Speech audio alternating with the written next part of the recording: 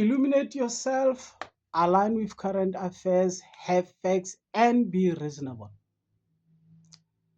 Greetings to everyone.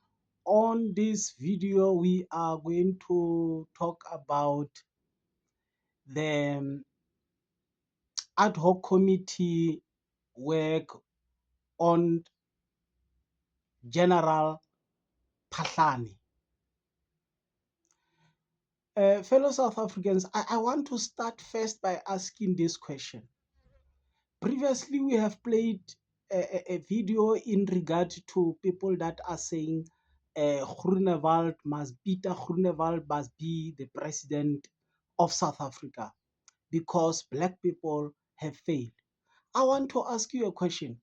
Do you think General Phahlane is the same ANC people that we attack to say because ANC has failed, we have failed?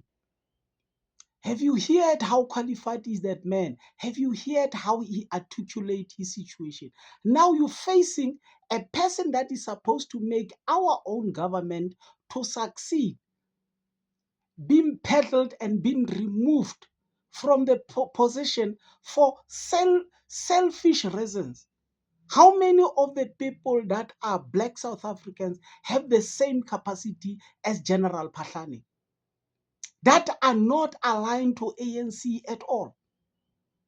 If we are told that black people have failed to govern, and my argument was there are a lot of South African black people that are not aligned with ANC that have capacity to learn, to run the government.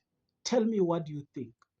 Now, one of the biggest things that show up here, it's a shocking way under which the people that were supposed to run us and help us to get our country stable are on each other's necks for selfish reason of just saying Robert McBride must become the national commissioner. As a result, General Phahlane must be removed.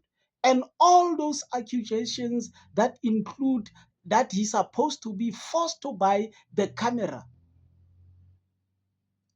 As he said, that the man, Dr. Vaz, because he has left the previous company and opened his own company, and then there were two in competitions.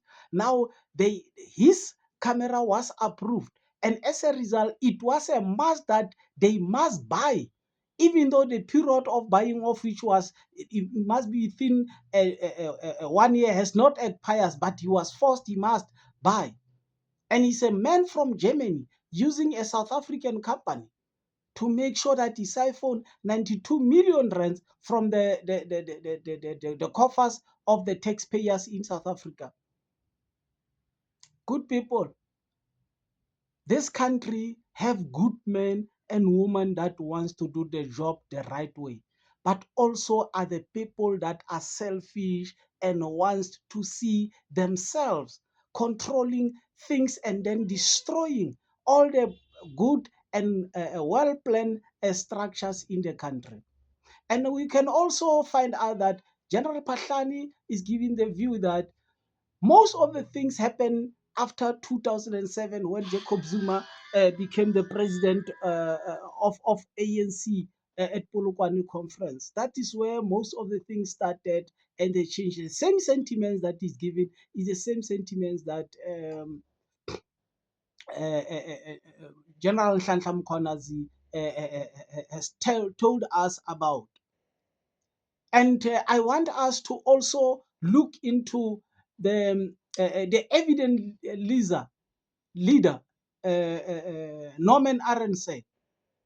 Fellow South Africans, just go and listen into how evidence leader do in both Madlanga Commission and ad hoc committee.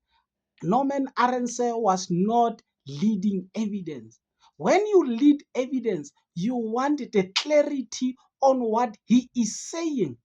You are not going to ask the question and give evidence in contrast to what he's saying. That is not your role. The people that are going to ask General Phahlane are the parliamentarians, not Norman Arendse to even go to an extent of saying General Pahlani is misleading the people. He say he is misleading. He cannot be saying that, because you only want to say, lead him and said, on such and such a page you said like this. What are you saying in that? Because somebody else said this. And also, listen, what was the simple thing that General Pahlani was saying when they were in contrast for such a long time? I have been to the arbitrator, I've been to labor court, and I've been to labor appeal court. I don't want us to use the testimony within those two circles. But because I am at the ad hoc committee, I must be able to talk on the version of what I am saying now, because they must be able to get my side of the story. But because Norman Arendse wanted to give the testimony of the arbitration and the labor court, he changed the pattern of the process, because he wanted to give what was said as a contradicting evidence against General Pahlani. In my opinion, Norman Arendse did not want to lose the opportunity to defend both Robert McBride and Paul O'Sullivan.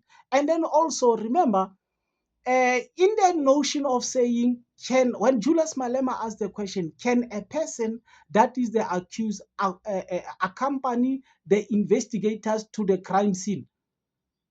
Paul O'Sullivan could not be going together with the people under which he launched a complaint to the house of General Pahlani, where at the end, General Pahlani have to be given the right to say his life is under threat, because one of the questions is that they ask who is traveling with him, what time are they traveling, how many people are protecting, good people.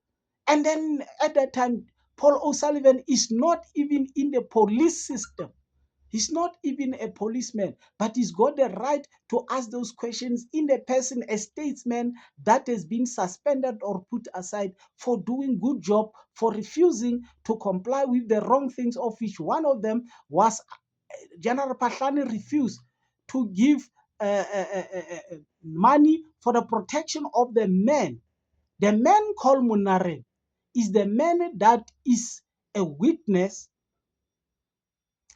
in the Donovan Crusher, the Czech Republic man. And that Monareng is an illegal Zimbabwean foreigner. The owner of the name Monareng has since lost his life, is not alive. And then they gave that Monareng what is that? The person that is not actually a real witness, just to make sure that they lock in Donovan Crusher. And remember, it has also shown up that Brigadier Kininda is a very, very close friend to Paul O'Sullivan. And we don't know where that leaves the case of Senzo Meyiwa.